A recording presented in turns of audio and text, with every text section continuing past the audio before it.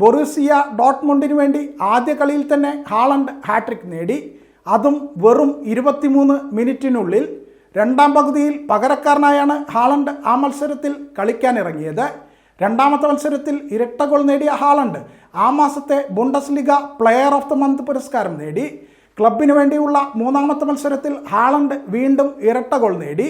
Champions ലീഗിൻ്റെ pre quarter ഫൈനലിലെ ആദ്യപാദ മത്സരത്തിൽ Paris saint ജർമ്മനെതിരെ ഇരട്ട ഗോൾ നേടി ഡോട്ട്മുണ്ടിനെ ഏതാണ്ട് ഒറ്റയ്ക്ക് തന്നെ ഹാളണ്ട് ജയിപ്പിച്ചു.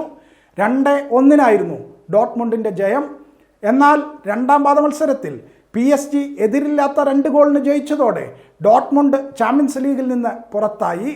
എന്നാൽ രണ്ടാം പാദ മത്സരത്തിൽ PSG എതിരില്ലാത്ത 2 ഗോളിന് ജയിച്ചതോടെ ഡോട്ട്മുണ്ട് ചാമ്പ്യൻസ് ലീഗിൽ നിന്ന് പുറത്തായി.